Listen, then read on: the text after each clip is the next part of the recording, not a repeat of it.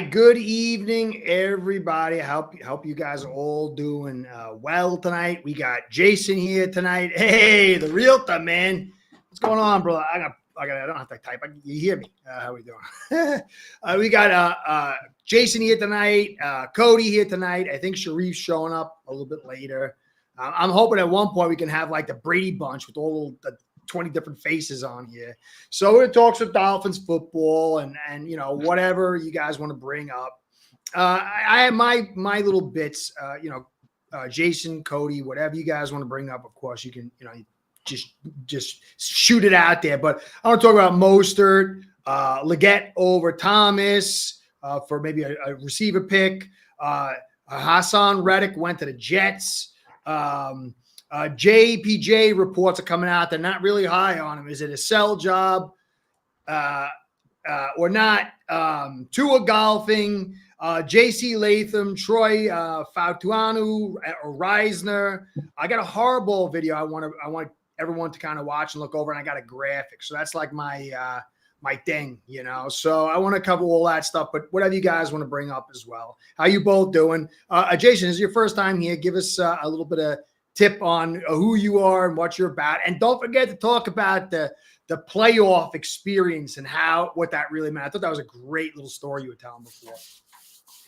Yeah, no, definitely a big time Dolphin fan. 42, been a fan since, like I said, since I was about 8 years old. I'm a ballaholic is my YouTube name if you see me in the community. But yeah, I definitely I always kind of go back and forth with some people who say that it's about winning a Super Bowl, which I totally agree. But one of the main things that I think is that I would love to see for the fan base in the city right now is to have just to experience that. The last game I've been to, playoff game I was at, was the Colts in 2000 when Lamar Smith ran for like 200 and something yards and we won in overtime. I got to tell you, it's a great feeling for the city, a great feeling for the fan base. And even if you don't win the Super Bowl, winning the division, hosting a playoff game, winning a playoff game, those things those do matter too. You know what I'm saying? Even though that the ultimate goal is winning a championship, especially if you want to see signs of improvement, I think it's about winning a playoff game. It's about taking those next steps as opposed to just kind of sneaking in the playoffs every year or being you know what I mean. Yeah. I think that there's something to it, other than just getting in and losing. No, I think that when you really look at it, success builds success. So the more, if you look at Cowher with the Steelers, look how long they were knocking, then they lost Super Bowls, and they finally came back and won it. Then they came back, won another one, and they've had that perpetual theme of success. So I totally agree. I do think, though, the Super Bowl, at least a playoff win, is critical. But Super Bowl is what you're aiming at. But I've never been to a live playoff game. I would love to feel what it's like. I have no clue. But it was weird because, like, as you're talking about it, I could actually feel. I'm like, oh man, that's on my bucket list. That's definitely on my bucket list. So they're probably way more expensive now. Back then, it was like $60, I think, to go to a playoff game. I got my season tickets for $17 a game. It was $170 for the season. My first year that I got season tickets in '98. It was '97 or '98. Yeah. $170 for the season. $170 for 10 games. That's how. So that's how much it was back then. Oh, can you imagine? What are they now? Oh, the last year that I went, they were, what was it? It was they were close to 50 because I think it was 450. It was 450, I think, for the season, or almost 500. I sat in 336 in the new stadium. It used to be 432 in the old stadium. That was the section up top in the corner. But we had row one, so it was really good. I loved it. That's correct. I know he just raised the prices 30%. So I wonder what they're going for now. They must be a pretty penny from 2016 to now. But it's not bad if you think about it. $500, but that's only one ticket. Then if you got a family, that's a lot of. And that's not including parking either. Parking was back then. It was like $15 or $20 for the parking pass each game. Or actually, yeah, it was like 13. I think they give you a break if you bought it in advance. But yeah, now like the cash slots used to be 25, $30. The cash, like, so now I don't even, I have no idea what parking is. And I know they made it smaller in there with the, so it's for a family. I can imagine what it costs. Crazy. You give the firstborn away, man, for season tickets. All right. So, let's look, I want to get on the least valuable topic to golfing. To me, it don't mean jack. If people like talking about Hill and Waddle are out there, they're doing their drills, and they were looking great, man. They were like, they were looking so good. It's hard to imagine, like, because you see, like Waddle and Hill, they're kind of shorter kind of guys, my height, but they are so thick, dude. And the way they make their cuts, they are amazing athletes. But to me, I can't believe people even talking about it. Tua be golfing. Is that a big deal for you? Yes, no? Anybody out there? No. Not at all. No, so ridiculous. I wish me. they would just stop this stuff. It's like, I guess it's any way to get clicks or something. They just bring up Tua's name. Tua went to the bathroom 4 times today. Yep. It's so sad. All right, we're done with that. Social media. Yeah, it's crazy. Terrible, man. It's terrible. It's like a bunch of soap opera people these days. It is a lot. Yeah. Yeah. So the next one, I was happy to hear Mostert 2-year, $9 million deal. He's going to be old. I don't know if he's going to, I don't know how much he's going to collect next year. I think for what this guy gives us, how much he sacrificed his body and what he means to this team. What an amazing year last year. 2 years, $9 million. I could buy it. I'm not got no problem with it. What about you guys? Yeah, I like it a lot. I started thinking about our room going, how do I want it to look next year? You don't want Mostert burnt out. You don't want to give him too many carries. When he's fresh, he is surfing out there. He finds the holes. He runs the outside. Good. He's so smooth. He'll just slip through, just big plays every game waiting to happen. Yeah. But you don't want him to take all the work. You don't want him to get worn down. And then you got Achane, who is like, he's a smaller guy. Say what you want to say. I totally believe in the guy. But he is smaller. I don't want him taking all the work too. And I really am intrigued by Chris Brooks in the power element. So I'm hoping it's a committee. I'm hoping we do more of a committee. We still got Jeff Wilson, right? Jeff Wilson. Yeah, he's locked in. They gave him some more guaranteed money. So it's Wilson. It's looking like a committee. Brooks. Yeah. I think so. He took a pay cut. I think Wilson took a pay cut, actually, if I'm not mistaken. Yeah. Yeah, Sean, I kind of, that's my thing with him is Achane, and even Mostert. I wish we had another back that we could depend on, that you could just use him to pound. Take like 40 or 50% of those snaps and then divvy 25% between Achane and Mostert to keep them fresh. And in key games, dial them up. And then as you get to the postseason, dial them up. Yeah. But, that's the problem. He's like 180, 85 pounds. And that's light, man. It's not easy to survive. There's guys that do it at 180. Work done. Yeah, work done's like the number one. And Barry Sanders was like 5'8", 203. 203.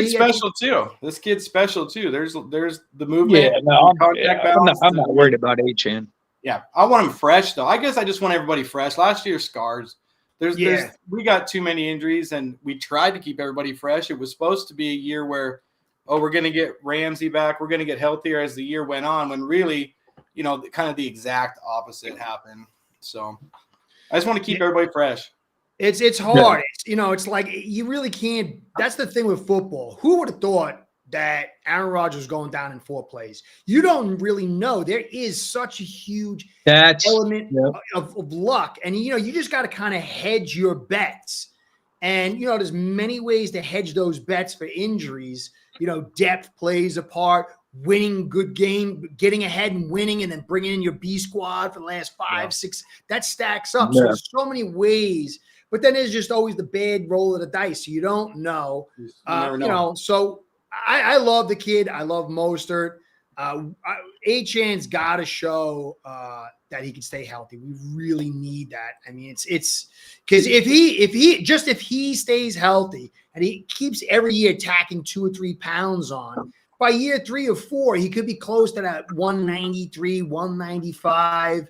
And then, he get a game slows down from him, and then you could really have that special year. Hassan, right?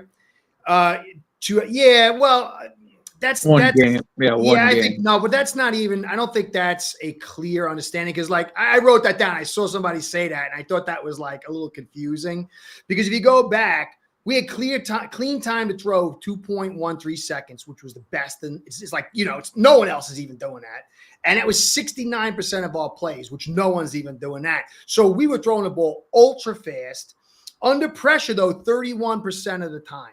So even though we were getting out that fast, he still was pressured 11 times. He got sacked 3 times. And when he was not blitzed, the pressure came in, the ball was released at 2.26 seconds, which is ultra fast. And then he was blitzed only 4 times, and the blitz came in at 2.10 seconds. So, you got to take the whole value of that defense. And yeah, I think, it was Armstead was out. Williams and Wynn's not really that big a deal, sort of. He's not, but Williams and obviously Armstead is. But we only ran the ball for 12 for 45, 3.8. And so I think, if you add Reddick with Williams and, the rest of the guys they got over there, he's going to make his plays. But you can't just, you could say, hey, you know what? Look, Armstead wasn't in, Connor wasn't in. But you can't just say by the stats alone because Tua had a hard day that day. And, we were absolutely awful against Philadelphia in that game. We scored 10 points on offense. Like you could throw out, he didn't get sacked, but we didn't do squat that game on offense. No. So and they did not have a good secondary. They were one of the worst secondaries. They were missing their number one. They were missing their number one safety, and they did have issues. Their front was great. You can't, what I'm saying. Their front, they did. Yeah. So yeah, I mean, if you want to take I'll give them the positive. Hey, if you want to take the silver lining out of that game, hey, Tua didn't get sacked by Reddick. All right. Yeah, but I still think he's going to have an impact on the Jets. Oh yeah, they did lose Bryce Huff. So they lost their other main pass rusher, Bryce Huff. He went to the Eagles. I think. So there you go. He went to the Eagles in free agency. So he was a big time pass rusher. Who had a better offensive line last year, the Eagles or Miami? And then you say who gave up more sacks, the Eagles or Miami? And the Eagles gave up more sacks. Yeah, and they have a dominant line. So yeah, but remember, look at the key is the time to throw. And the quarterback. So if you look at it as a trajectory and you look at, they'll even break it down to 2.5 seconds. At 2.5 seconds, that is like that's really where it starts hitting the red line for protection. But when you're at 2.1, 2.15, even 2.2, it is so difficult. Even if you got a garbage offensive line. And so speed of throw really, when you look at, like, say, our blitz time to throw is 2.1. So when they were blitzing us, they were getting in just as quick as our clean time to throw. And then, when you look at play actions and stuff like that, we were still getting the ball out pretty fast where Hurts holds on the ball forever and he scrambles around. That offensive line is really, really good. And then you add in, that I hate that offense. That offense is so terrible. Oh, it was very. They didn't run any motion. They didn't have any. I mean, they were getting hammered all year for not having any creativity with their offense. The Eagles. So and once Hurts' knee is damaged or injured, and he can't scramble. He's nothing, man. And it's just so funny. Like Tua, look what Tua is doing with the lesser offensive line and just pure throwing. Yeah, like that's that says a lot to me. So. I think we're going to see a Tua with I don't ever want it to happen, but we're going to see Tua gutting out a game one of these years where his mobility is kind of gone and he can't really move around that day, and you're going to see him just being a super effective passer, an element that those running quarterbacks just will never have the day that their knee is hurting a little bit or they rolled their ankle. I'll always take the passer over the runner, but that's me. Yeah, we got a ways to go for that one. Yeah, ways to go. I would just really like this. I would just, I don't know. We'll see. Yeah, I don't know how. I mean, he's just a smaller guy. He's got, it's tough to say. I think next year's a big year for Tua. I really do. I think it's. I think he could be playing for his own career next year, as far as like, because the way he's viewed. not just by the Miami or his own fan base, but I just think around the league, would just, even though it's not fair, I don't think all of it's fair. I just think that the way that he's viewed, as far as the injuries, as far the concussions and all that, or and then now that last year he played a full season and wasn't, quite himself. Jason, He wasn't. I'm sorry, he wasn't. No. Didn't. You know what I mean? He didn't come through, I guess, in the biggest moments is what I meant to say. You gave me the perfect setup for my video next. And I want to play that because to me, it's going to be something. It's a Harbaugh talking at the owners meeting. And I want to play that video and I want to break it down. And I think when you really start parsing it, there's so much that goes into it. I don't want to get all into it now. I'm going to do it a little bit here and I'm going to do it a little bit on two more podcasts. I didn't hear what he said. I'm gonna put it out there in a second, but to me, it's integral to like understanding the game of football. But I just want to if you go back and look at who he played, we struggled to run against the Chargers, one of the top run teams. He struggled against the Bills, and he struggles against the Eagles for a short period of time. When you look at the teams we played, they were terrible run defenses and it beat up defenses. And maybe that would have played out for the better teams. But from my evaluation, I don't think he was good at all. He was good on his own stretch. He couldn't drive guys out. But that's my eval. Could be wrong. So I'll disagree. But then I could be wrong. So don't worry about it. Hey, Captain for Life, what's going on, brother? I'm sorry. Would you say something, Jason? Oh, no, I was saying, were you speaking about Tua's play this year? No, win inside. Oh, win. I'm sorry. Run blocking. Because Realtor said, but with win, we threatened the inside run after it went to 0. And it's kind of like what came first, the chicken or the egg. And if you go break down who we played against and how he did, my evaluation is that he's not. Right. We'll find out this year. There'll be a great chance to replay it back. That's just my evaluation. It doesn't mean it's gospel in any way. But I want to listen. I'm going to put up Harbaugh now. And this to me is such a critical little snippet here. And it's going to sound like I'm talking because it's something I've been saying for a while, but I think it's fundamental because it's going to help with understanding Tua and everything else. And it really, to me, it sets up an incredibly interesting year this year for football in general. Let me play it, and you'll see. Offensive line to me is important. I mean, if I asked you the question of like what position group depends on no other position group to be good, but every other position group depends on them to be good, what position group is that? Offensive line. They're not relying on any other position group to be good. They go out and they're good. But yet every other position group relies on the offensive line to be good. And then the D-line, they'll be the ones that argue back. We don't need the offensive line to be good. Do you? Do you like when the offense has a 12-play drive and the field position? Yeah. Okay. You're right. It's like that. Building that kind of offensive line, that's exciting. Can't wait to do that.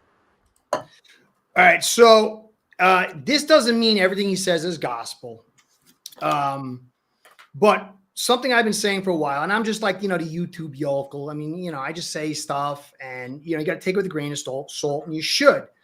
But if you've ever played any football at all, if you watch in any way, shape, or form, he's just codifying something very important, that the offensive line is a unique position group where it depends on no one else, no other position group, but every other position group, including the defense, depends on them. And what that level of context you add to the receivers and the quarterback and the running back, that's a nebulous thing. But to understand that the offensive line makes the NFL world go round is a fundamental concept. Now, I don't think you need a top 5, top 10, and I don't know what his view on that is. But if you look at Tua, he's the quarterback. His position is considered the most valuable, the highest, but it's the most dependent position in the game of football. He's got to snap the football, which means he has to have the exchange. Then he's got to have the blocking. The running back has to make the exchange and then go where he's got to go. Then he's got to throw the football through the air and have chemistry with the receiver who's got to run the right routes and get open. And it all starts with how much pressure he's got to deal with. How much balance are you bringing to run that football to keep eyes off you?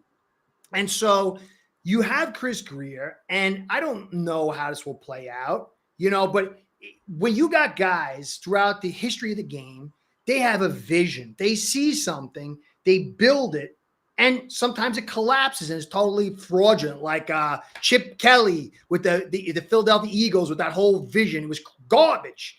But then you have all the guys like Air Coryell. He comes out and he has this vision, and it looks good, but it doesn't really reach that final point. But then years later, it's hailed as genius. Yeah. And then you have all the guys like, the San Francisco 49ers, and I can't remember his name. Not Seifert. What's his name? The coach. Oh my God, Walsh. He develops something in the moment, and then in 2 or 3 years, it revolutionizes the league. Yeah. And so you don't know what the vision or the cycle or the philosophy is going to be. But irrefutable concept is the offensive line is an interdependent. It doesn't depend on anybody, but it influences everybody else. And what you need on that unit to get all the guys to be able to do what they got to do, that's the nebulous factor, but it's an undeniable factor. And so, Grier, he could just get enough bodies out there and have just enough depth. And you get that third wide receiver and you don't get in too many injuries and you're able to get a little inside running game, and it could go where it needs to go. But at the end of the day, if the offensive line struggles, breaks down, and gets injured, you've got to start with that in your evaluations of the receivers, in McDaniel, in the running backs, and in Tua. It's got to start there. It doesn't end there, but it's the foundation. And that's what I think that a lot of people don't really understand. And again, you don't need the Eagles. The Eagles haven't won a Super Bowl, and they've got probably one of the best offensive lines. So it's more than that, but that's got to be the cake. And so you got two tracks now. And it's going to be very interesting to watch Harbaugh on his track and then Grier on his track. Now, Grier could go into this draft and grab 2 offensive linemen, and all of a sudden, you know what I'm saying? Or just grab 1 offensive lineman, and it could be enough. You don't know. You don't know what that enough is, because you also have the crapshoot of injuries. But for me, I see so many fans. Like when Tua in 2021, he had the 45th best offensive line in football. It was terrible. It was like beyond terrible. And he can't throw deep. Like, how do you throw deep if you got no offensive line and no run game?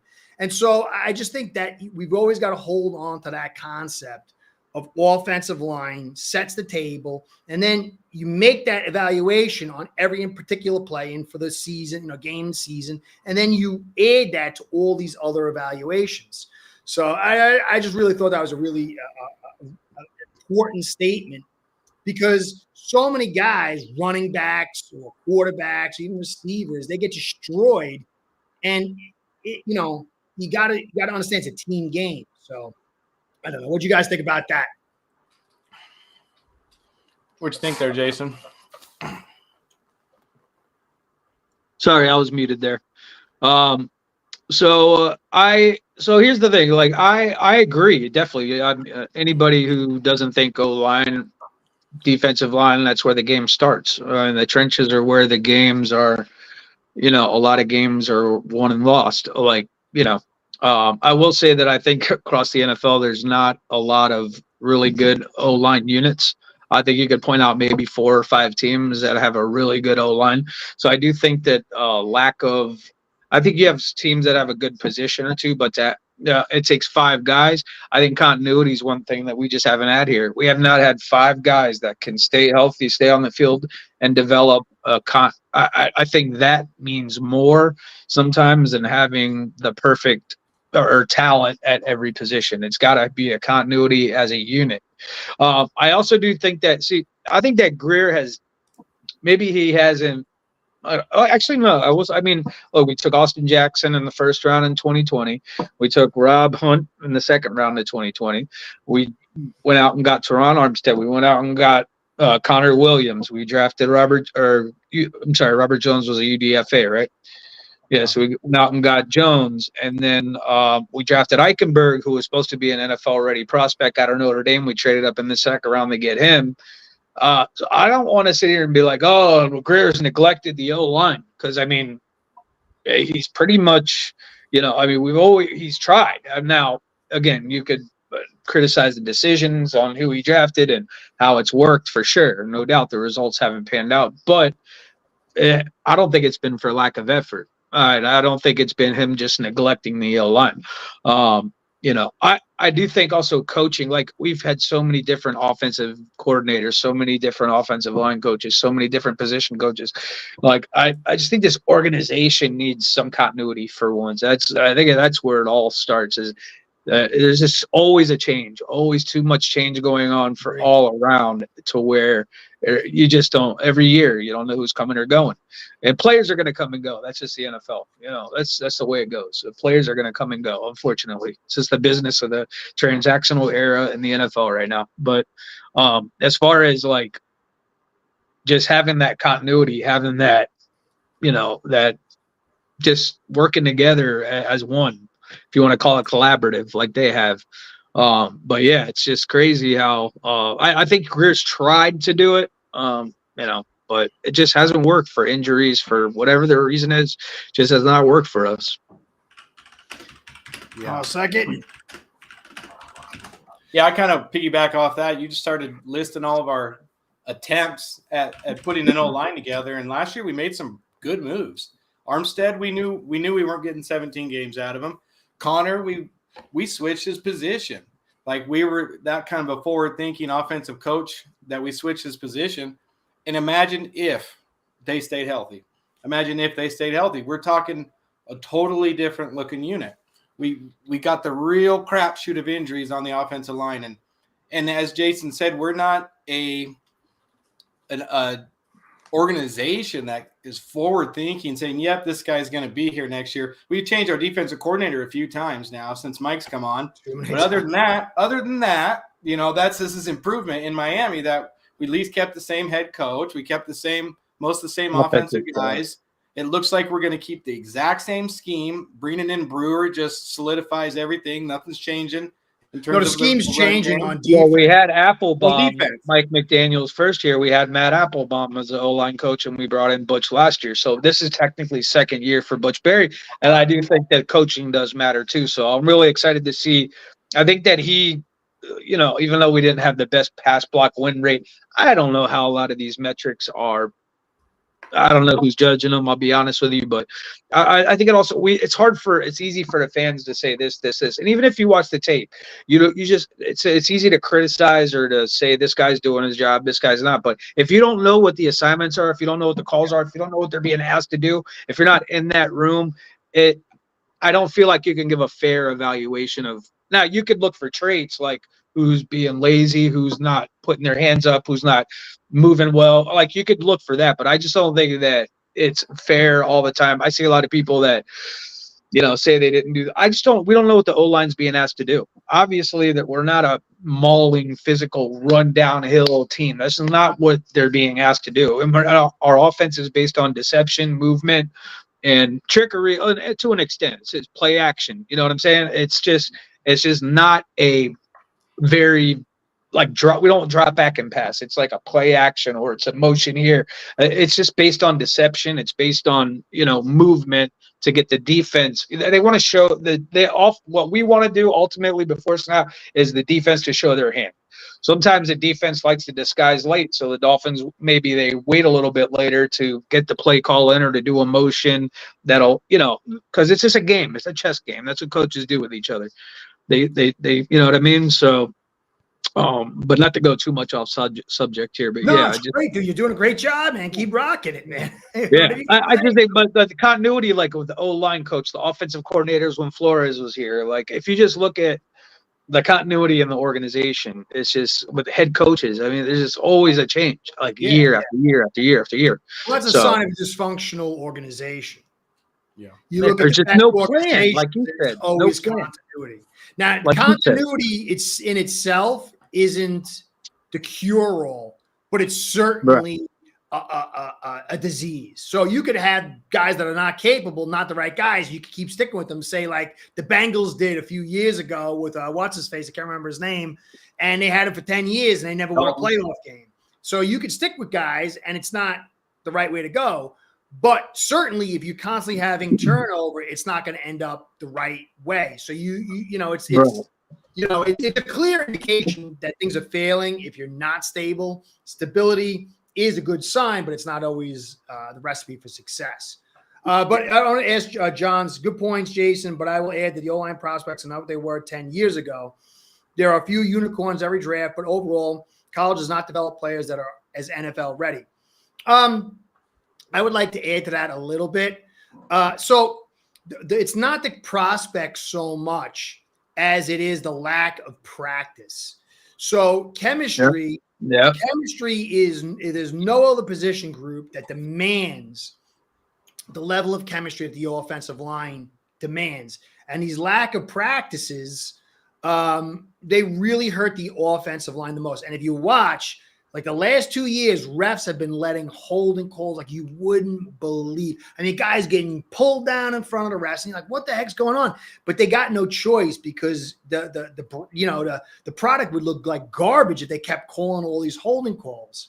And so this is one of the reasons why you're getting when you're on the line of scrimmage, if you're a pass rusher, it's easier to pass rush than it is to block. And so it's easier to disrupt these offensive lines. There's a lot of reasons why you're getting these quick throws out, because it does alleviate the need for a good line. But when you develop an offensive line, the philosophy with which you build that offensive line and which you pair your guys with each other, and then the depth with which you build it, and then the philosophy with which you drive it, it can help or hinder the unit. As an example, I cover the Bills for a while. I still do it, just I don't have as much time and energy. But I kept saying, this Bills offensive line is not that bad, but you cannot sit in pass protection all day long, let everybody know, and expect these guys to be good. They're sitting there and they're twitching because they know they got to get up in their stance. They know that you're passing. Everybody knows you're passing. They know what down it is and you're off schedule. But as soon as they started going to the run attack and balancing it out, all of a sudden people are like, oh, that offensive line's so good. Look at them. They're healthy. They're not. Because first off, so just picture yourself an offensive lineman, and your only real asset is where you're going and you get to attack before the other guy does. But now in pass protection, all you do is step back, and now you lose that. And so when you get to run block, specifically inside zone or man, it's like a free play. You breathe a sigh of relief because you're coming off and you're hitting that guy. You don't have to have the same kind of chemistry. But when you run zone stretch and when you run pass block, it's a much higher difficulty level. And also, too, when you're hitting that guy play after play, I'm not saying run 80%, but when you're wearing him down as the game goes on, it gets easier to manage that guy because you're attacking, you're hitting.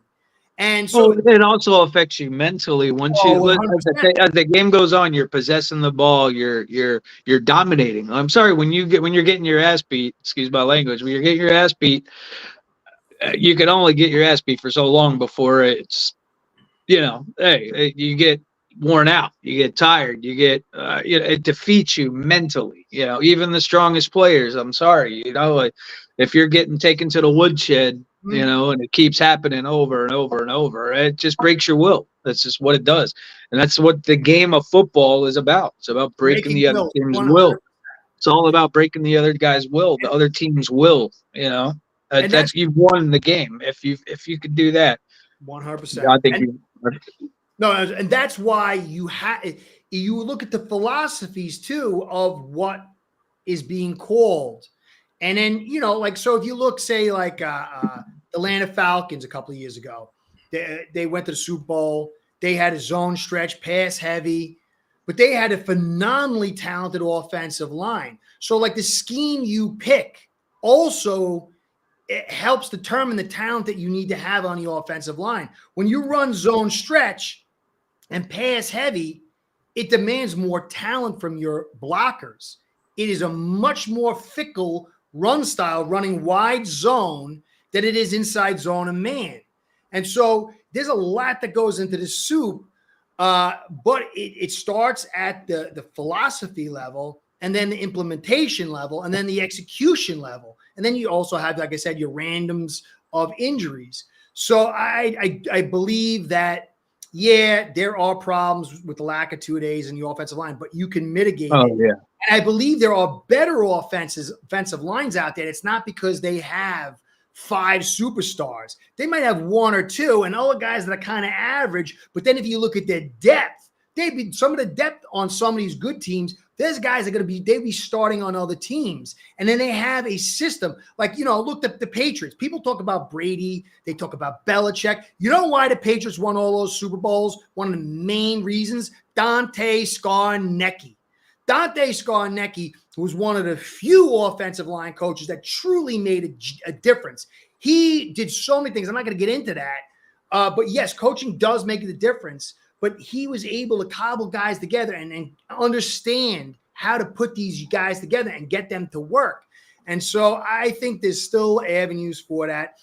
And if Butch Barry's as good as a lot of people think, then we should see some of these guys really play forward, to what we want. But I don't want to get too much in the offense. I don't know. Yeah, I don't know if he's any good. I don't know. I mean, I just know that I just hope that last year, I mean, with all the turnover we had, I think that he did a pretty good job of getting guys ready week in and week out. So that's all. That's all. But yeah. Blue Chunk.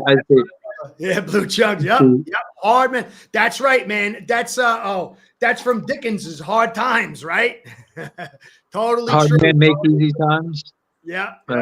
Hard man. Yep. Well, there's no 2-a-days. There's no off season. Like literally, you cannot. The coaches cannot interact with the players in the off season unless it's for injuries or anything like that. Like the new CBA.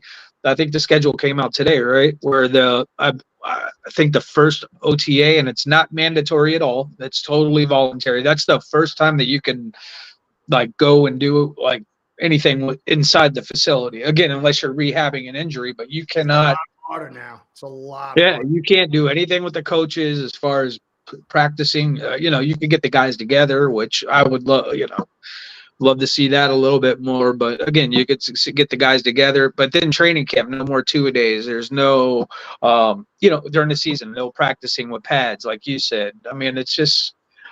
It does. How do you learn to tackle if you can't tackle in practice? If you're a bad tackling team, that's why you always see that. They got to find some way to kind of help this out, because you can see the product. Like all the players even talking, the product is dipping. And, it's hard because these guys' brains are, getting mushed. Before I get that, goes back to somebody else up here. Who's it? I think it was Captain for Life talked about the new kick return. I love that because I think it's going to add some spice. And I think you're going to get some guys that are not going to get their brains bashed in.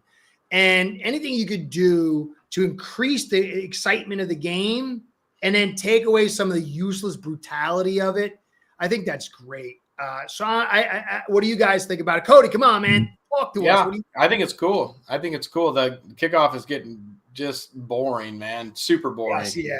It's just a procedure that they have to get done. So I think it's going to be pretty cool. And then you get to see the kickers. The kickers are going to have to try to kick it differently. And it's just going to be interesting.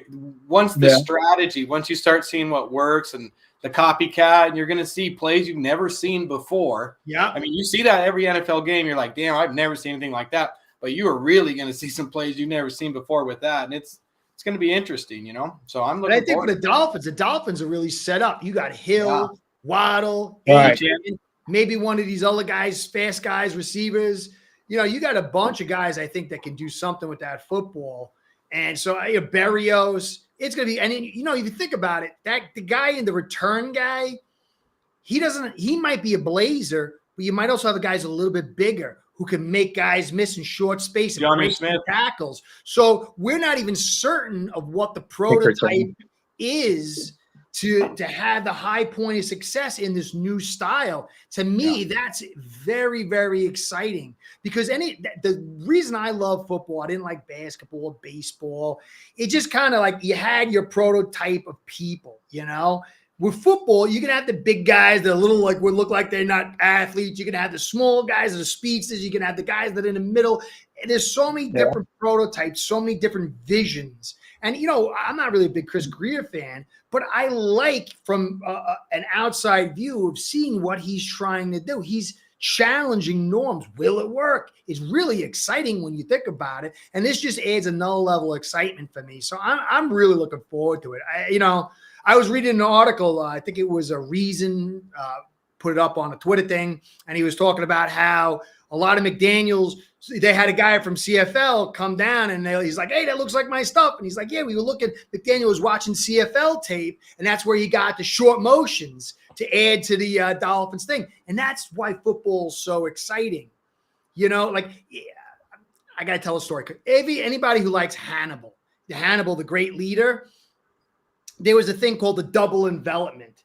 It had never been practiced in the military before. And the night before the huge battle, it was this big valley against the Romans. He's like, what am I going to do? I'm outnumbered. And so he created the double envelopment. He had his elephants push forward, and then he brought his horses around as a flanks like a horns. And the Romans kept getting sucked deeper and deeper in, and he kept attacking and pulling back. And then the horns wrapped around him. It was the double envelopment. And the night before, he thought of this strategy, and he gave the Romans the biggest defeat ever. And that's the beauty of what you have with football. Guys, then that week, that night, they see something on film like, holy cow, and they draw Wildcat. Wildcat against New England. That's why football is the best sport ever. It is so much creativity, so much artistry. And I like, even though I'm not. And you got a bunch of guys that are thinking, how can we get a step ahead? It's funny that I want to touch something on the kickoff, if I may. Were you done with your story? I'm sorry to interrupt, but were you done with your story? Yeah, sure. No, where are you? I'm sorry. I got nothing else. That was it. That was the whole thing. No. What I was saying was, like, I think there's going to be elements to the kickoff that aren't even being thought about right now, other than the actual kickoff play. Totally. Think about it, because if you're in a bad weather game, right? Think about it, and let's say that's a good point. Let's say you're up by 4 points, right? Let's say you got a 48-yard field goal attempt, or because remember, if you miss, the ball is going to be there, or even if you make it, you got to kick off, and it could be bad weather, could set them up a really good field position, or do you want to try to pin them and punt it back and make them drive the length of the field? Now, I just think it'll make for some interesting analytic decisions that you probably won't see, but I'm not convinced this rule is here to stay. I think it is. They're going to try it out. They even said they're going to tweak it on the fly if they have to. So even after the preseason, I heard in the owners meeting on the Pat McAfee show, they were talking about that it's but I love the actual rule, because and I think a lot of teams are going to kick the ball out of the back of the end zone still, because it's only a 5-yard. You start at the 30 as opposed to the 25. So I do think that that's still going to happen, but you will get more returns because, like you said, Tyreek Hill, a guy like Tyreek Hill, or a team that has an explosive returner.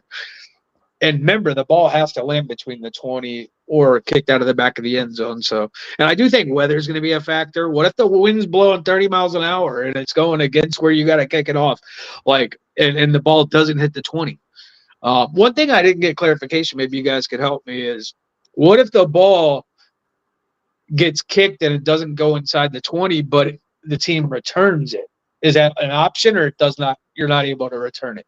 Because I know it gets put at the 40 if the ball doesn't hit inside the landing zone, which is the goal line in the 20. But what if the ball doesn't reach the 20 and can you still return it, or is it, Or how like does you that jump work? up and catch it in midair or something. I mean, it's No, gonna but I'm be saying, let's say you I don't know. receive the ball at the 21 and it's not yeah. in the landing zone. Like, do they automatically just put it at the 40, or can you still return it?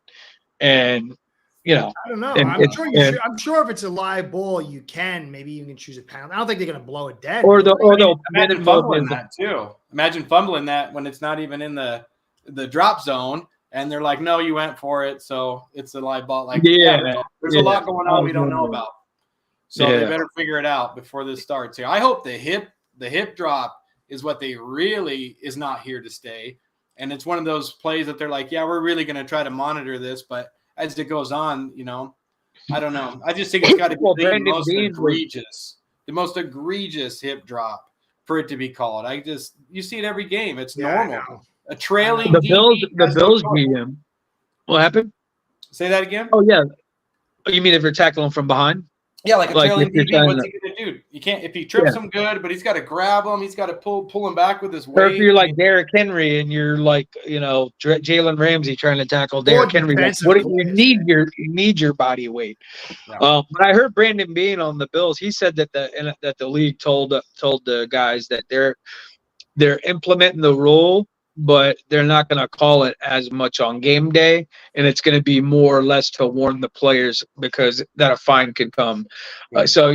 From what he said is you may not see it called unless it's like super, like you said, Cody, super egregious, So, but yeah, I did hear that where he said he doesn't expect it to be called that much this year. So. Because it's like live. How can you tell if somebody lifted off of it's just happens so fast, So yeah. It's a hard sport, man. It's a brutal sport, but you got to have defense. I mean, yeah. My concern too is that I think that I hate to go back to it, but if we follow the principle that Harbaugh is saying that the offensive line is the foundation, and then the foundation is taking the biggest hit by not having these practices, by not having this chemistry, and you're seeing a downtrend of the offense. 2004, they changed the rules a little bit, Brady and Manning cried, and all of a sudden the records were broken, and it's passing you were up and down the field, up and down. And then slowly as time, it kept getting reduced. And it kept getting reduced. And then all of a sudden you saw the new CBA came out, and the practices kind of diminished. And now you're seeing the offense go down, down, down, and down.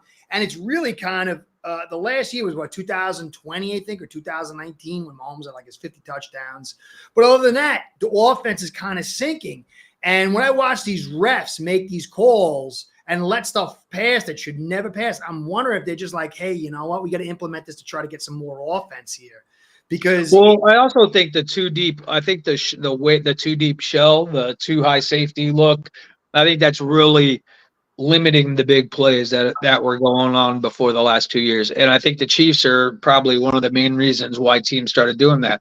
Now, Mike McDaniel and his offense and McVay and his offense have kind of taken advantage of teams playing too high show with the crossing routes and the motions and getting guys in space and running, their routes. But I think the Chiefs, a lot of teams just play that too high. So they don't give up anything big. The Fangio scheme that most of the league plays, it's just that very conservative style defense that forces the team. And then teams are making mistakes at a higher rate. Teams are turning the ball over higher than ever.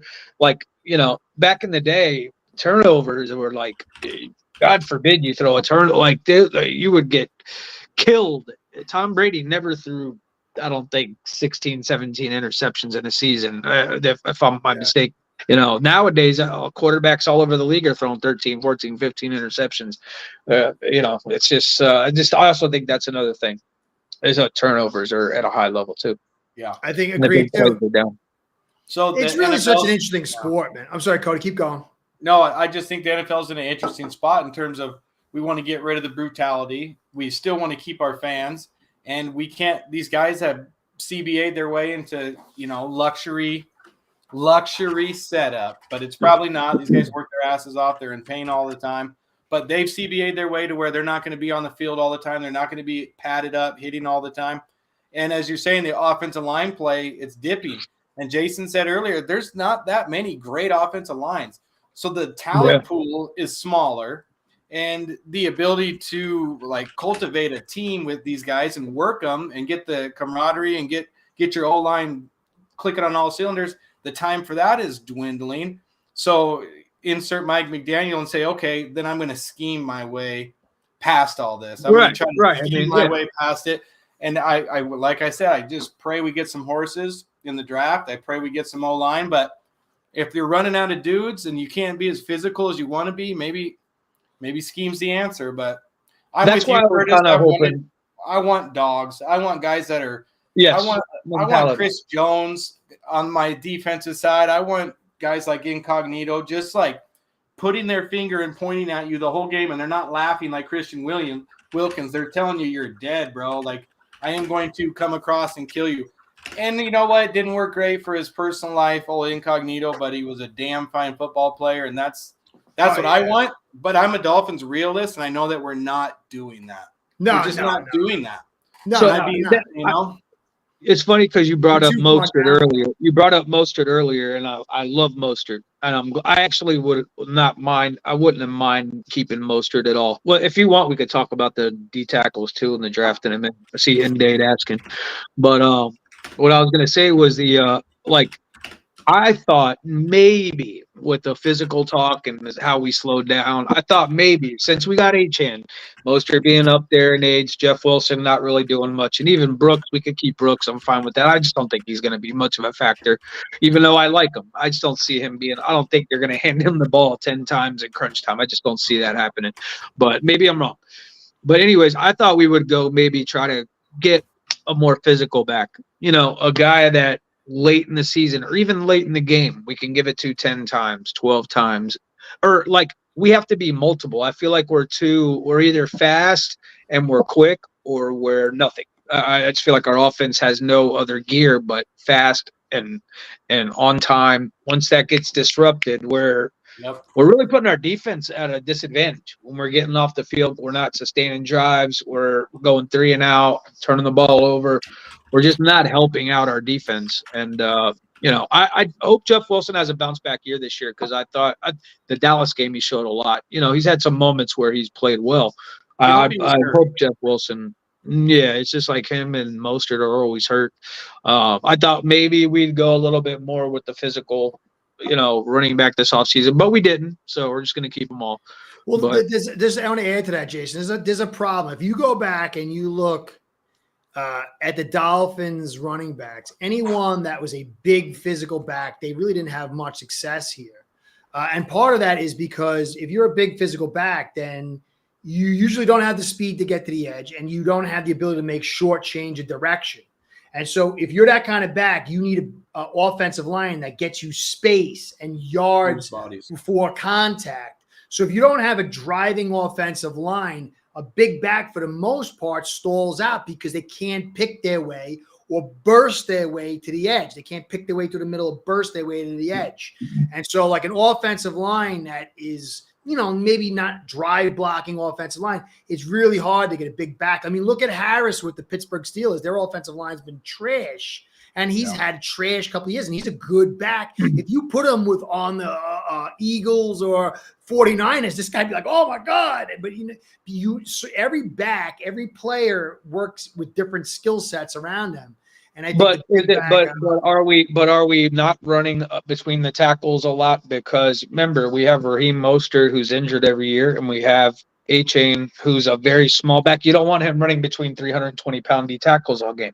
So you want him in space. You want to take advantage of his speed. So are we not running between the tackles because of our O-line, or are we not running between the tackles? You think it's because of our O-line? Okay. 1,000%. Yeah. I mean, I did 1,000%. I mean, when you had Hunt and Connor, you could get drive blocking, but Wynn can't drive block. Eichenberg can't drive block.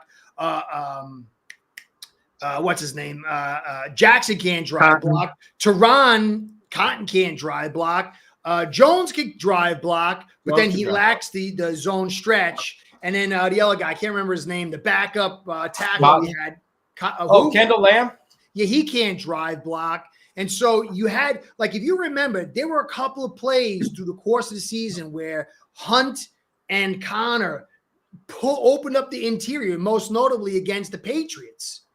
But the Right, and problem, Mostert took off. Yeah. yeah, but more often than not, because you don't have a tight end who can run drive block. So you know the pieces aren't there. It was nice when you had Hunt and Connor. They could do some things and occasionally pop it inside. But no, the offensive line is there. They can hold up. Tehran can take his guy by himself and send the help down the right side. And obviously, when you had Connor and Hunt, there was a big lift. But they can't drive block, so you can't get the inside zones. And then if you notice, the cutback's almost never there. And then we go against good defense, as you can see, it's a big pop run to the outside and not much inside and a lot of stalls on the edge. It's the offensive line. So maybe changes this year. Maybe, I don't know, but it's really all about the offensive line, because if you look at a running back stats, the primary thing is yards before contact. And as you watch a yard before contact dip, that means they're getting hit by bigger guys. They're getting hit before they can build up steam. Right. So I agree 100%. I just think a bigger back, if you're especially late in the game, late in the season, I think that when you're tackling that bigger back as a defense, that wears you down after a while. And not only that, if teams are allocating resources like an extra linebacker, an extra safety in the box, if that opens up more, I just don't feel like people respect our run game enough, even though we're speedy. I don't think they respect it enough to put more guys in the box. You get what I'm saying? The Dolphins are not going to be seeing 8 and 9 man fronts. They're just not going to do it. And I don't think we need that. I don't think we need that all the time. I don't think we need that. But I think I think we have to be able to pivot when something's not working. And I just don't 100%. know. How do we do that right now? How do we do that? You have to build. You have to look. It's not going to happen unless your offensive line play is good. And it doesn't have to be great. So if the Dolphins could get a few inside runs, then it would cause a defense to focus. It would cause the next game to focus, say, hey, we got to take care of that inside run. And then that would pop stuff. But as it is now, they just run 4 guys against our 5. They stop the run. They get pressure enough that they can get, and they just drop 7 all day. Or if they're like KC, they crunch up on you, and then they blitz you here and there, and the blitz gets in, and then they play over shell on top of that, and then you just don't have the consistency. And, because how many times we ran the football inside, and you get stopped for 2, and now it's 2nd and 8, and you're off schedule. Yeah. And so I think it's just – right. Yeah, we were either big run or nothing, pretty much. It. We weren't getting 5, 6 at a pop consistently. That's where all of our numbers were big plays this year. Same with the passing game. There was a lot of big passing errors. But go ahead. I'm sorry. Yeah, I was just saying in general. Yeah, no. I was just saying in general. Like, I think that if you want to get into blitzes and all, that's completely different. I think you have to identify. Like I noticed corner blitzes. You only blitz a corner blitz if your quarterback is not, like, in my opinion, I think they were taking advantage of Tua there, but that's my opinion on that. Corner blitzes and stuff, I think they were doing that unless it's a situational blitz. But corner blitz that means your quarterback's not identifying where that comes from. Here, wait, I'm going to throw a caveat on there. But here's another problem. We have so much motion, so much smoke and mirrors. The play gets in late. He gets to the line of scrimmage. He's got to do all this stuff. You can't even call. Like, what you normally see is guys get to the line of scrimmage about, 11 seconds, 10 seconds. They're identifying the mic and then making the calls there. But he's got to get to the line of scrimmage and start motioning people. And then they wait to the very last second when you do your motion and they bring off that sting blitz. It's very hard. We don't have the ability. There were a few of those. Yeah, there were a few of those. Yeah, we don't. There's some really great stuff to McDaniel, some brilliant stuff. But it's like, I'm German, and you look at like the cars, German cars. Oh, wonderful cars, but a little gunk gets into the this or that, and the whole thing shuts down because it's over engineered. And you just need a little simple. You just need a little bit getting up to the line of scrimmage, punch a guy in the face. Get up to the line of scrimmage, identify the situation, and call a hot route and get something. But we don't have that. It's all smoke and mirrors. I might have my opinion on why. You might have your opinion on why. Right, But it is there, and it's a problem at times.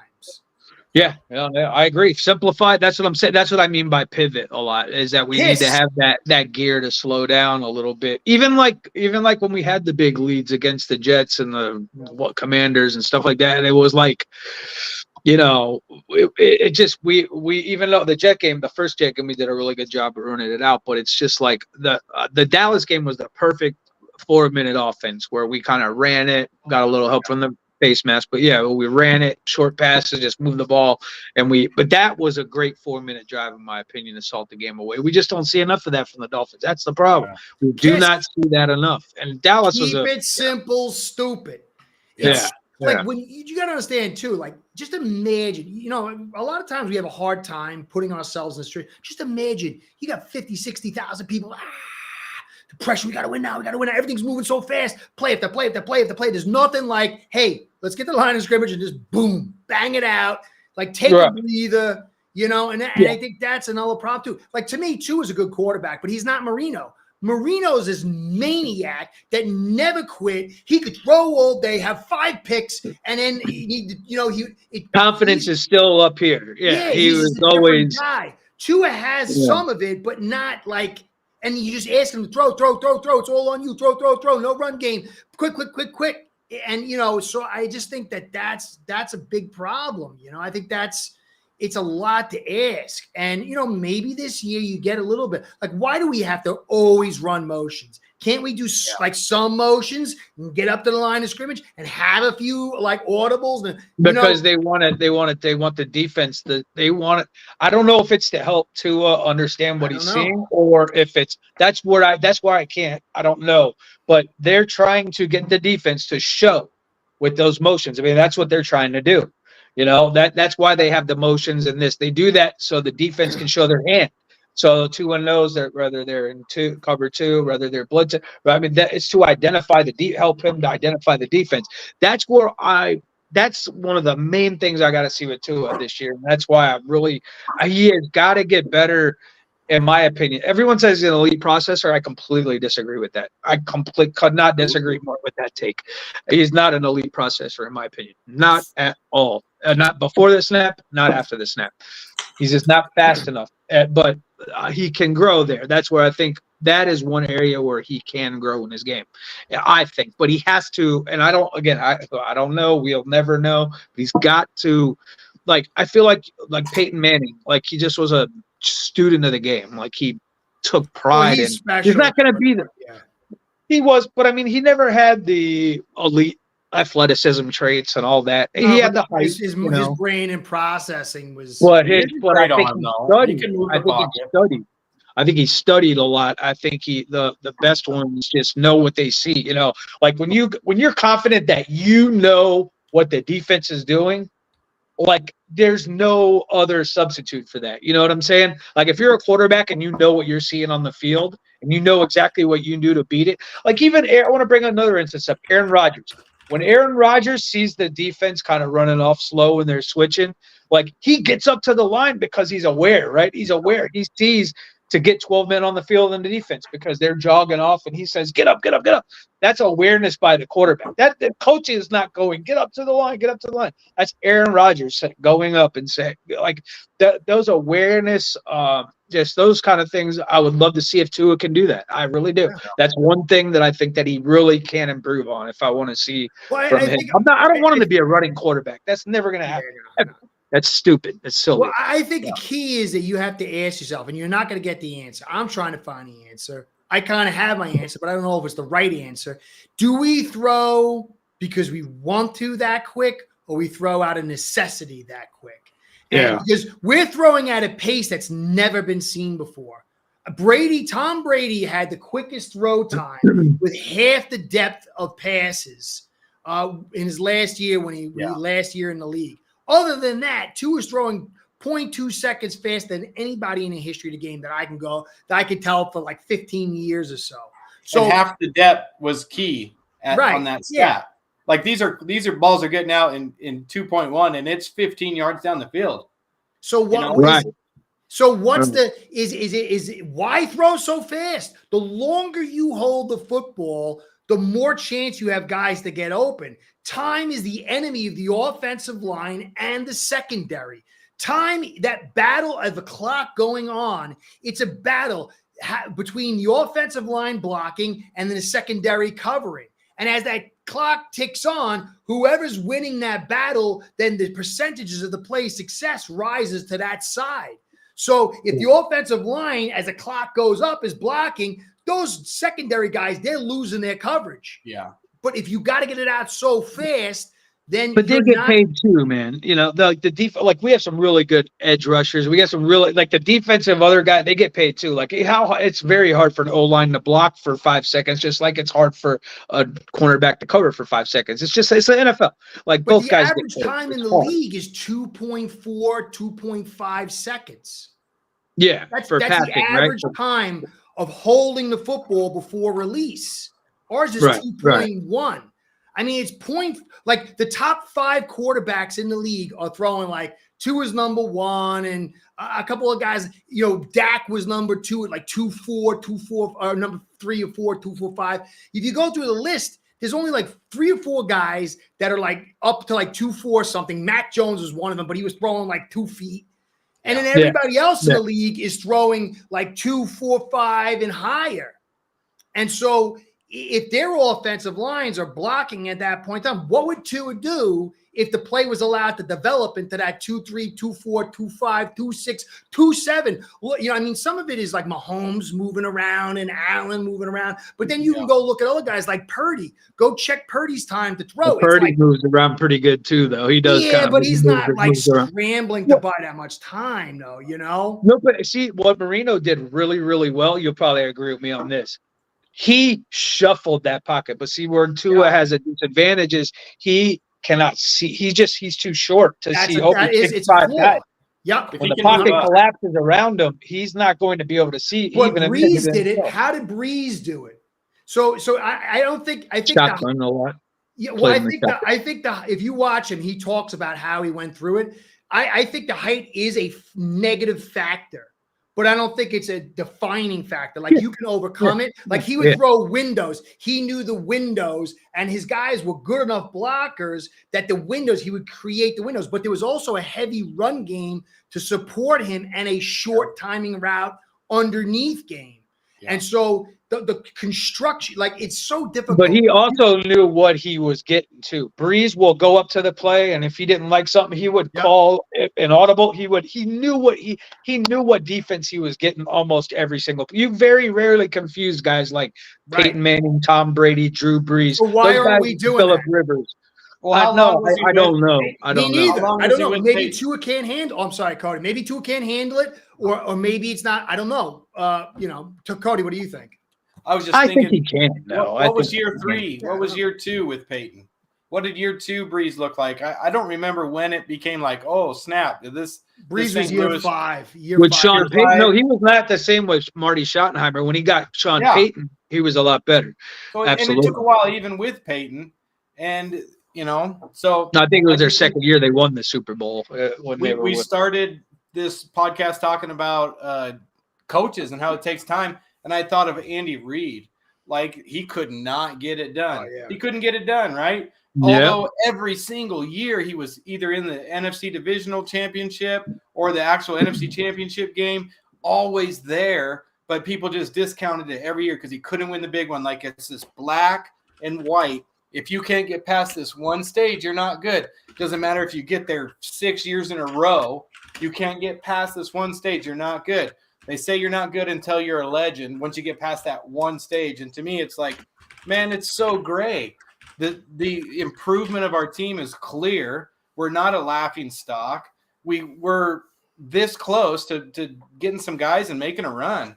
And Andy Reid couldn't do it with the Eagles. And now he's the greatest coach ever with the Giants. Right, exactly. You know? That's what I'm saying. A guy like Mahomes will turn your fortunes around. Exactly. It's he buys time. He's special, though. He's special. I want to stick with Mahomes is special, and that's the other black and white. Oh, we don't have Mahomes, so we have garbage.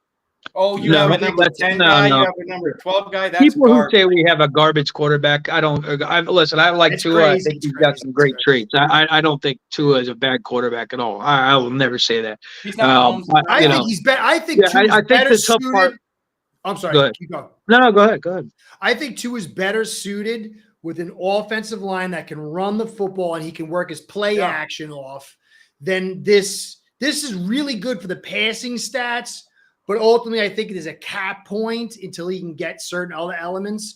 Because with that quick release, it allows him to throw those gaps because with the linebackers and the safeties can't get there in time. But the same thing would happen if you had linebackers and safeties creeping up and he was working off play action as well as your general. Even I- easier. that's We just do my a lot of play action. We do a Easier. lot of play action off the. But it's not believe it or legitimate. It's not legitimate where Under center. play yeah, under action. center is key Yeah. because remember, when you're from shotgun, think about it from shotgun.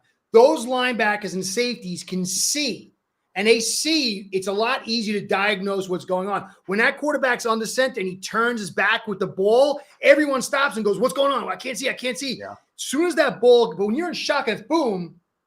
It's so easy. It happened a lot with Al. I'm interested. It's a good question you made. It really is, because are they doing it to protect Tua, or is that offense? I don't Because know. McDaniel's designing the offense for Tua. I mean, to maximize his strengths, what he does best.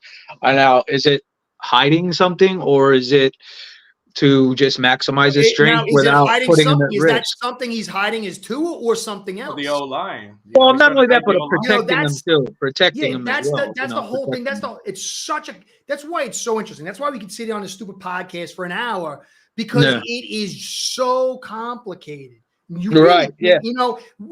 Every little thing. Like some people were saying something, about like the play. It was twos. I said, listen, guys, you get up to the line of scrimmage and you're running a running play, very simple run play. All the tight end has to do, he's supposed to have inside leverage and he has outside leverage. That simple missing of leverage can have the whole play get destroyed. And then they go, this team can't run the football and that running back sucks.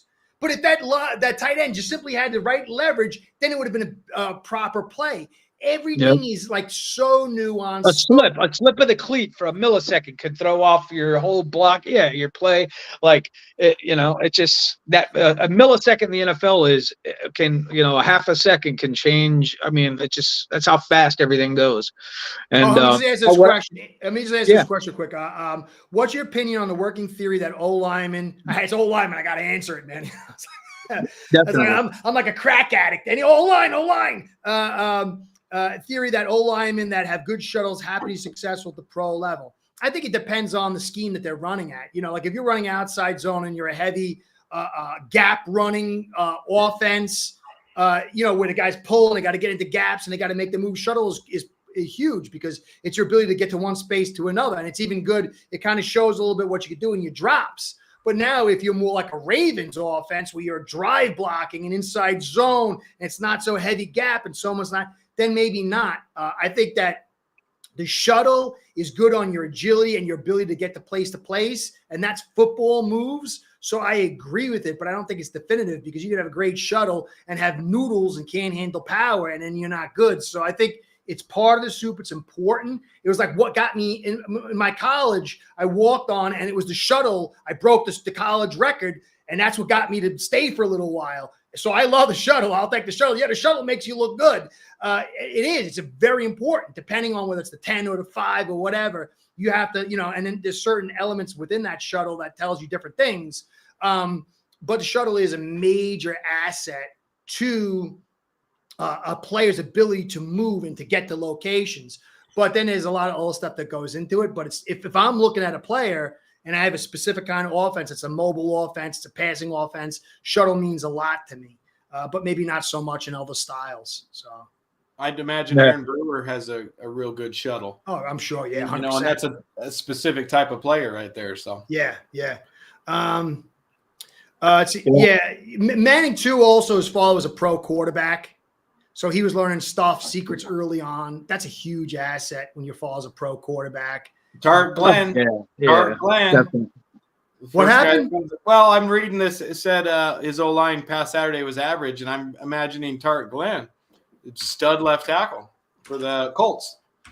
He was talking about Manning's O-line being average pass. And he had short receivers for a while too before he got Reggie Wayne. He'd get you to the half, and I swear to God, I just remember telling my friend, like, just watch this. This dude does this every game. Second half, man, he knows what you were doing, and he dice you up. He could struggle first half. Oh second no, half, that's what I'm saying. Yep. That's what I'm saying. Even I've seen games with like Brady. I've seen games with Phillip Rivers, and even Romo will say it sometimes. Oh, he's figured him out, Jim. Like against Buffalo a couple years ago, I saw that. It was like they were just going back and forth, Kansas City, Buffalo, that playoff game, and it was like once they just kind of figured out what you're doing on defense, and it's like once it's clicking, it's clicking. That's that's it. If you get to that rhythm, it's. It's a wrap. It was like Kelly with the K gun too. That was very difficult to deal with. But again, it's like Thurman Thomas, man. That was the reason. Oh yeah, but he had Edgar James. That's who beat Miami all the time. Manning had Edgar James, and then he won the year with the Broncos. And what did Marshall Faulk to begin his career? Yeah, he had Marshall Faulk at the beginning, and they weren't very good, but.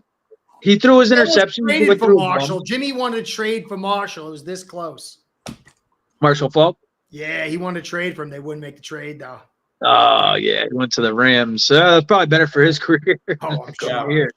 That's my favorite offense. I want to finish on one thing. I want to finish on the receivers because, again, I'm the offensive line guy. I like a particular style. I like pass balance. I think the NFL's going pass balance. Can you give me 1 second, boss? Sure, go for it, brother. Let me put you when you get back. Don't worry about it. But that's just my belief. It's just my evaluation. It could be totally wrong. But Chris Grier, I give him all kinds of credit. And I want to show you this graphic right here. And this is if you look at it, I break it down in my podcast for tomorrow.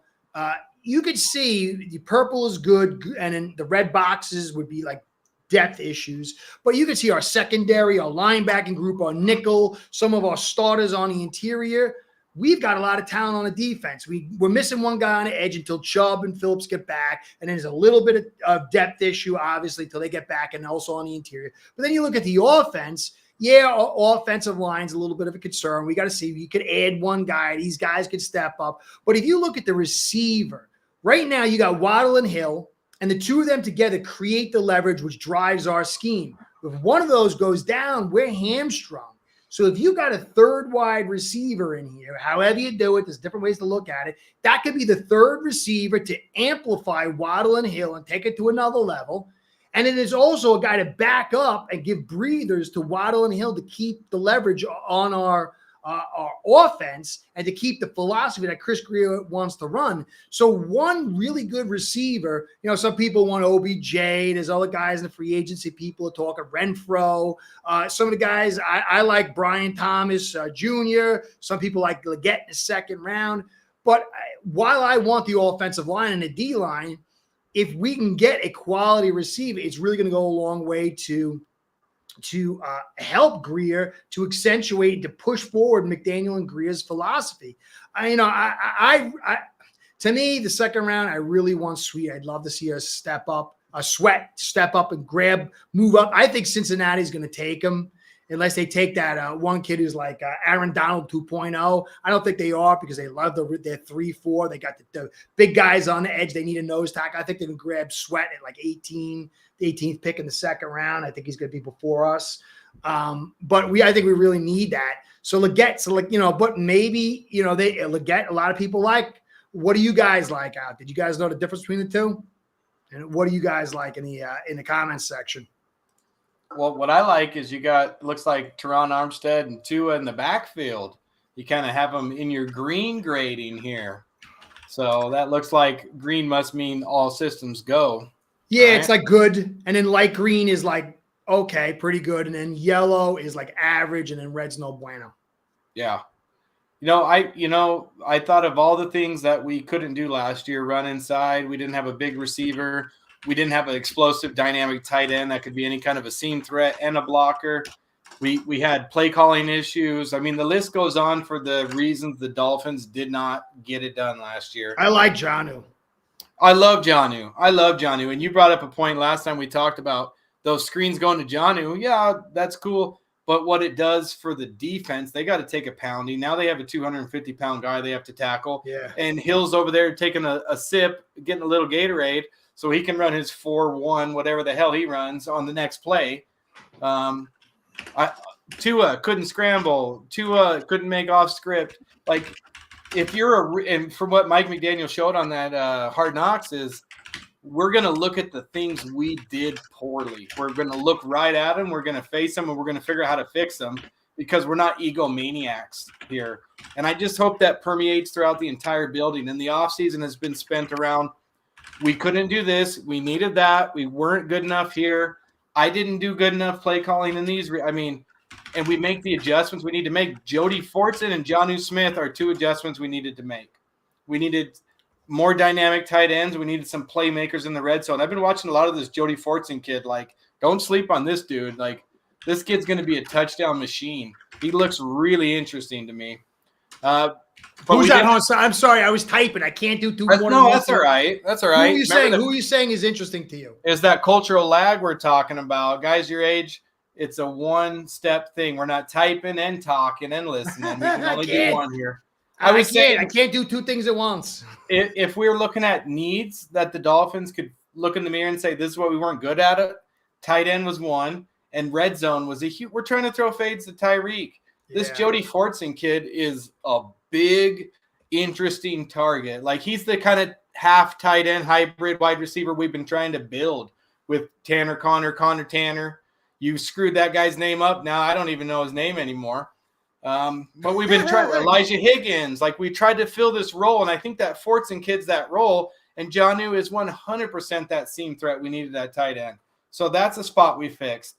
To me, the last thing is O-line and this third target. And I'm not a Renfro guy. Love him. I think for what he does, he's a stud. We already have that. We don't need more small guys who can get open quickly. I agree. We don't need any more of that. Even OBJ is a little too small for me, but the pedigree and the dog, like, that works for me. But there's a DJ Chark kid. I'm a big DJ Chark guy. He runs a 4.3, just a big body guy. We just need bigger guys. And we did it so far in the tight end room. I'm really hoping we do it in the draft in the O-line room. Reason on his podcast said that a free agent guard was told, hey, chill out for a while. They visited with Miami, and Miami said, chill out for a while. We'll talk to you after the draft, which is a huge tell that, we got our eyes on some interior talent, O-line in the draft. So this thing's not done. This roster's not built, but I just hope they sat in that room long enough. They figured out everything that they sucked at, and they faced it, and they're trying to fix it. That's my goal. We'll see. And that's the beauty of it. Really, nobody knows. And, nobody knows. Like, it's I mean, just think about it. Like I said, last year, Rodgers goes down. We kind of struggled a little bit with the Jets. Just imagine if you had him there. Yeah. What happens if he goes down or Allen goes down? Everything gets flipped. What happens if Teron stays healthy a whole season? Connor Williams is the big one for me. If Connor stays all year, it's a different O-line. Yeah, I think so. My personal eval is that I think we would have won a playoff game because I don't think we'd have been playing the Chiefs. I think we would have won more games if Connor and Hunt were there. But I think the Steelers or something. That would have been. Yeah, I think we would have been tapped out in the second round, though. I just think that Jackson has a lot of. I don't need this on. Why is it still here? I forgot about it. Because it's pretty. Can't do more than one thing at once. My brain is like so simple. I think though that. I think we were stalled out in the division round because Jackson, people wanted to talk, I'm sorry, Jackson. And then that guard spot was so weak. You couldn't plan for Connor, but you could definitely plan to better backup than Eichenberg. And then, you understood that Teron gets injured a lot, and then you get Wynn, who's always injured. So I just think that I don't think they really the planning around the offensive line. Like, we could have had Zach Tom. We went with Tyndall, and we went with Easy, who haven't done anything.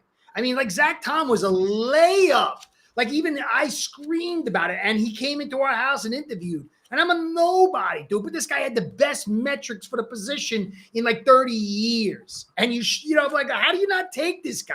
All right, you don't take him the third. You went Tyndall, and then you just like go easy. It's like, I don't know. I still think that there's like fundamental issues on the construction of the offensive line, but we can still overcome it. You know, Greer might have learned from his mistakes. He could trade back, and all of a sudden he gets 2 guys or whatever, and he finds you don't know, anything's possible. But I just think, you know, we've got to do better on this offensive line. It'll be interesting to see. His philosophy is a different philosophy. Let's see how it plays out. You know, I mean, just imagine if Waddle and Hill stay healthy and you get a guy I like Brian Thomas Jr. a lot. Tall guy, fast. I think he could develop. He could play the exterior where you get Hill on the inside. And maybe you drive yourself to a playoff victory or 2, and maybe then you stall out. And then next year you got all these picks and you can add some guys on that offensive line, and then you add a quality offensive line. Who knows? Yeah, I don't know. Maybe we're going to build this O-line through the draft right now. And maybe, you know, we're hoping to have a couple 3rd-round picks next year too. So maybe that's it. Maybe they're like saying, hey, we got to build this O-line through the draft next year. I don't know. But I love them. I love the Dolphins. Whatever they bring out next year, I'm going to support. Somebody said something. I got to type first. So the 13% drop rate. I got to type first. I got to type. Hold on. Get it. What am I doing? I don't have to type it. I can actually say it. What am I? Why don't you just say it? Yeah, really, Curtis. What's the evidence says he learns from mistakes? We got to see. You know, I cut my eval at the end of the season, and I started again. I keep that data point for the past, and we'll see. Maybe he does. Maybe he does better. I'm not saying he does or he doesn't, but people can learn. We'll see. You know, so I got to do it fair for the evaluation, because the moment you think you got it and you pin a guy is when he changes and you look like a jackass. And I do enough of that. Yeah. I don't think you make it this far and move to this high in the NFL ranks without learning from your mistakes. I know there's nepotism. I know we like to look at it and go, these guys are just handed these jobs. Hell no, man. They're ran out of town immediately when things go south, and they're the fall guy. I think he's nestled to a pretty good role, but you don't get this far without. And I think Mike's changing the culture. Like, call me whatever you want to call me. I think Mike's changing the culture. I think the kind of guy Mike is it just permeates. Like, that's human nature. That's human nature, to be around a man like that and just let it kind of soak into the way you start to look at things and think about things. And I just think Mike's been great for everybody, and I don't see why he wouldn't be great for Greer too. Oh, wait, I just realized we're at 86 minutes. I've been dragging these people out for far too long. Well, let's hope. I hope you're right, Cody. I really do. Jason, I guess he had some issues at Haas. He didn't come back. Oh, here he is. Say, a second. I had 13%. I saw he had a 1 drop, but I heard somebody else said he had drops that weren't recorded or something. Thomas, I'm going to check that out. Hold on a second. Hey, Jason, what's going on? I just want to say goodnight. But also, I came back. Yeah, no, I came back, guys. I didn't realize how late it was. So, guys, I want to give a real, thanks to Jason and Cody. They really make the show happen. I appreciate so much what they do. Man, you did. Thanks. Anybody else wants to come on, I really appreciate your time, guys. I'm working on getting better at doing this. Great guys like this. And Sharif, he's not here this week. It really makes it fun. I got a surprise interview next week with a real pro guy. He's going to be real interesting. I don't want to say who it is because he's big and I'm small, and I don't want to pimp him out. I hate doing that. But I'm going to have a good guest on next week, good interview. These guys won't be here because I just want to focus on him. So I have a nice interview next week. Any hints? Any hints for us? Nah, because I don't want to pimp. I don't like advertising. I don't like saying subscribe to me and all that stuff. It's very creepy. But people don't think about it. You got to build the channel. Subscribe. You guys can say it's just like and subscribe right now. Please, I appreciate that. But I don't like pimping anything out. I don't. It's like I believe in natural growth, and he's a much bigger guy than me, and I'm happy he's going to stop by. So I just wanted to let it be natural. And so you'll have a good time next week with the interview. But I appreciate everybody. Blowing up your chat, Curtis. So anyway, I appreciate all you guys do. All good gals too. Daniel's here with some great comments. You guys are the best. Yes, happy Easter, everybody. Be safe, be well, believe, have hope for this Dolphins team. But let's evaluate everything fairly. All we can do. let it get to the end of the season and don't judge it week one. Just enjoy it too. Football is the greatest game in the history of mankind. Oh yeah. And let's just enjoy it. So guys, you're the best. Cody, Jason, thank you again. Guys, see you soon. Curtis, Cody, everybody else, have a great night. Hasta all. Nice talking to you, Jason. See you guys.